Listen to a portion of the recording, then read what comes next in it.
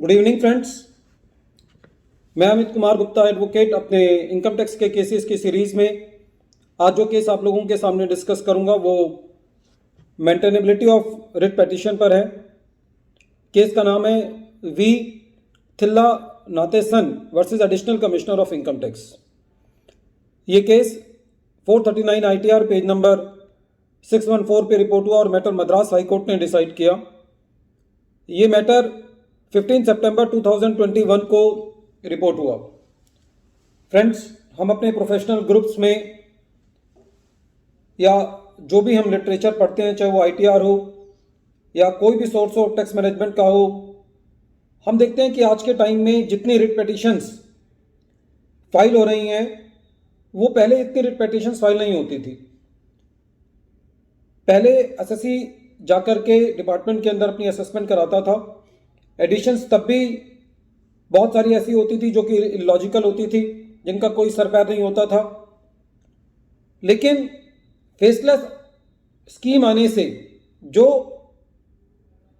Editions का जो एक मूलभूत ढांचा है वही बदल गया है। पहले तो जो एडिशंस होती थी वो तो ये था कि जो ब्यूरोक्रेसी थी, जो एडमिनिस्ट्रेटिव सिस्टम है वो इतना एरोगेंट था कि वो एसएससी की बात ही नहीं सुनते थे। और फेसलेस रिजीम आने से अब सिचुएशन ये पैदा हो गई है कि उनको बात ही समझ में नहीं आ रही है।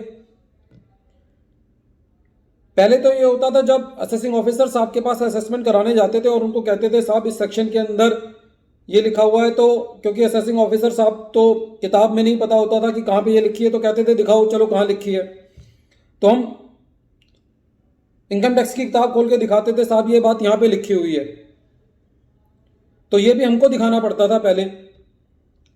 लेकिन ये तसल्ली थी कि कम से कम हमारी सुनवाई होती थी कि हम जाके कह सकते थे कि हाँ हमने सेक्शन तो पढ़वा दिया।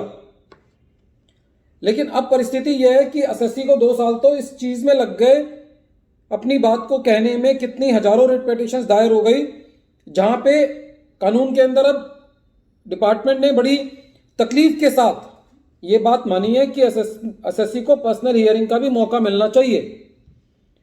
जब पर्सनल हियरिंग मिल रही थी तब क्या हो रहा था, तब तो 20-20 चक्कर लग जाते थे।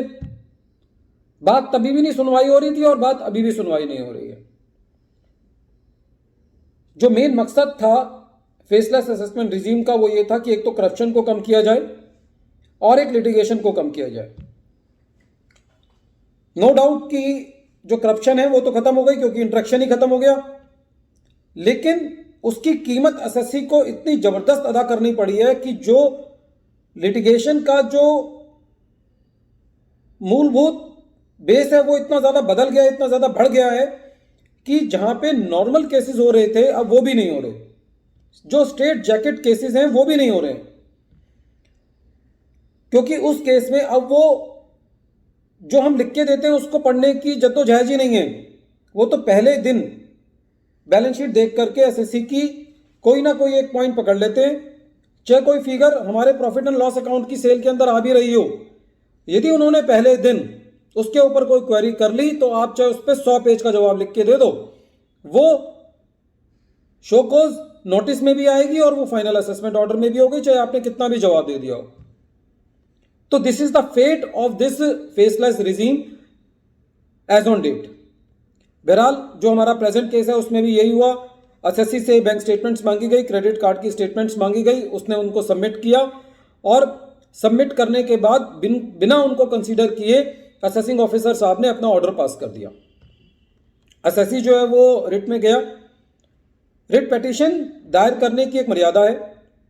रिट पिटीशन का मूलभूत स्वभाव ये है कि जहां पे अल्टरनेटिव रेमेडी है वहां पे रिट पिटीशन दायर नहीं की जा सकती इनकम टैक्स के केसेस के अंदर, क्योंकि इनकम टैक्स के केसेस के अंदर यदि एओ ने असेसमेंट ऑर्डर पास कर दिया है तो आपको सीआईटी अपील्स आपके पास जाना है और पूरा पिरामिड है उसके अंदर जाना है और तभी आपकी बात सुनवाई होगी। लेकिन रिट एक ऐसा मूलभूत अधिकार है एक एसएससी के पास, जो ब्रॉड प्रिंसिपल्स हैं रिट के, वो ये कहते हैं कि यदि अल्टरनेटिव रेमेडी आपके पास है तो आपकी रिट अलाउ नहीं होगी, लेकिन यदि आपका केस इन 4 केसेस में फॉल करता है तो आपकी रिट अलाउ हो सकती है। पहला है कि यदि आपके फंडामेंटल राइट्स का हनन हुआ हो, दूसरा है है कि जब एसएससी ने अपनी जुरिस्डिक्शन को क्रॉस किया हो। जुरिस्डिक्शन क्रॉस करने का क्या मतलब है कि एसएससी को नोटिस देना चाहिए था 153C में, लेकिन असेसिंग ऑफिसर ने सेक्शन 148 के अंदर नोटिस दे दिया, या 148 का नोटिस जो दिया उसमें दिए, या 6th ईयर के बदले 7th ईयर का भी नोटिस दे दिया, या 31 मार्च को नोटिस इशू नहीं किया उसके बाद कर दिया। तो ये सारे मैटर जुरिस्डिक्शन के अंदर आते हैं। तीसरा ये है कि यदि प्रिंसिपल्स ऑफ नेचुरल जस्टिस का पालन नहीं हुआ, और चौथा यह है कि यदि आप किसी स्टैट्यूट के वायरस को चैलेंज कर रहे हैं तो आप एक रिट में जा सकते हैं। अब प्रिंसिपल ऑफ नेचुरल जस्टिस के अंदर हमारे मैक्सिमम केसेस जो है फॉल करते हैं। प्रिंसिपल ऑफ नेचुरल जस्टिस कहता है कि साहब यदि आपको एडिक्वेट अपॉर्चुनिटी नहीं दी गई हियरिंग की, या आपकी बात की सुनवाई सही से नहीं हुई, तो आपके साथ नेचुरल जस्टिस नहीं हुआ। अब नेचुरल जस्टिस हुआ या नहीं हुआ, ये हमको इसके लिए या एडुकेट अपॉर्चुनिटी दी गई या नहीं दी गई ये पता चल, इसके लिए कोई स्ट्रेट जैकेट फॉर्मूला नहीं है। दूसरी बात यह है कि कई बार ऐसा होता है कि एसएससी को अर्जेंट रेमेडी चाहिए, तो अर्जेंट रेमेडी तो यदि वो सीआईटी अपील में जाएगा तो बहुत लंबा प्रोसीजर है। तो जहां पे कई बार ऐसी परिस्थिति बन रही है कि एसएससी को अर्जेंट रेमेडी की जरूरत है, तो उस केस के अंदर एसएससी जो है वो रिट में जा सकता है। एक और सिद्धांत रिट पिटीशन का यह है कि जहां पे कोर्ट को यह लगता है कि प्रोसीजर्स का पालन नहीं हुआ, वो उसमें डिसीजन को चेक नहीं करते कि डिसीजन ठीक है या नहीं है। रिट के अंदर कोर्ट ये चेक करती है कि प्रोसीजर यदि फॉलो नहीं हुआ तो आप रिट में जा सकते हैं। तो इस केस के अंदर जब एसएससी ने रिट फाइल करी तो उसकी रिट कह के ये मना कर दी गई सिंगल जज ने कि आपके पास अल्टरनेटिव रेमेडी है। यहां पे लोग इसलिए आ रहे हैं आजकल क्योंकि वो मिनिमम स्टे ऑफ डिमांड से टैक्स नहीं जमा करना चाहते, स्टे ऑफ डिमांड प्रॉपर उनको नहीं मिल पाता क्योंकि वो टैक्स जमा नहीं कर रहे, इसलिए जो है लोग रिट में आ रहे हैं, इसलिए हम आपकी ये रिट को अलाउ नहीं करते। लेकिन एसएससी ने इस केस में बहुत हिम्मत दिखाई और रिट पिटीशन के डिसीजन के अगेंस्ट भी अपील में चला गया हाई कोर्ट में। और जब इस मैटर की हाई कोर्ट में हियरिंग हुई तो कोर्ट ने इस बात को माना कि एसएससी जो है वो रिट के एक्सेप्शन के दायरे में आता है कि principle of natural justice has not been followed. SSC ने जो रिप्लाई सबमिट किए उसको शोकॉज नोटिस इशू करने के बाद उसको इनकॉर्पोरेट नहीं किया गया, और इसीलिए हाई कोर्ट ने ये कहा कि जो एसएससी ने रिट दायर करी थी वो ठीक है, और जो ऑर्डर था उसको क्वैश कर दिया और ये कहा कि इसका दोबारा ऑर्डर जो है वो पास किया जाए। फ्रेंड्स, देखने में और सुनने में बहुत बढ़िया लगता है कि एसएससी को बहुत बढ़िया रिलीफ हो गया, लेकिन उस असेसिंग ऑफिसर साहब का क्या करें, उस नेशनल फेसलेस असेसमेंट सेंटर का क्या करें जिसको ये बार बार अपॉर्चुनिटीज मिल रही है। वो तो कितनी मर्जी इनिंग्स खेलें, वो तो चाहे वो 9 बॉल है, वाइट बॉल है, वो तो उनके लिए तो सारी 9 बॉल है। वो जब भी आउट हो जाएंगे तो उनको दोबारा बैटिंग करने का मौका मिलेगा, लेकिन इसकी कॉस्ट जो है वो एसएससी को बियर करनी पड़ रही है। हाई कोर्ट जाना हर एक एसएससी के बस की बात नहीं है। बहरहाल एसएससी को ऐसा इमीडिएट रिलीफ जरूर मिला कि उसकी जो डिमांड है वो कट गई और उसको ये कहा कि साहब आप अपनी दोबारा सुनवाई कर लो। लेकिन जिस असेसिंग ऑफिसर ने दोबारा वो सुनवाई करके भी क्या मिल जाएगा, क्योंकि वो पूरी यदि पिटीशन पढ़े, डॉक्यूमेंट्स देखें तो कोई डिसीजन फेवर में हो। But this is the administration system of our country.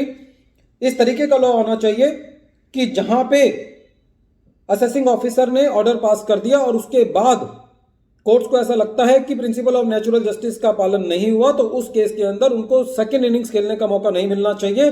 और यदि उनको ऐसा लगता है कि सेकेंड इनिंग्स मिले भी, तब भी एटलीस्ट जो भी एसएससी की कॉस्ट इनकर हुई है रिट पिटीशन के अंदर और जो उसका मेंटल हैरेसमेंट हुआ है उसकी कॉस्टिंग जो है वो एसएससी को दी जानी चाहिए। इस तरीके का लेजिस्लेचर की जरूरत है इस स्टेज पर, नहीं तो लोगों का टैक्सेशन सिस्टम पे से विश्वास उठ जाएगा। Friends, this case is very important in understanding the provisions for the writ petition. So, I think that everyone should read the full judgment so that one should have the clear understanding that in which cases we can go into the writ or in which cases we cannot go into the writ. Thank you, friends. Thank you.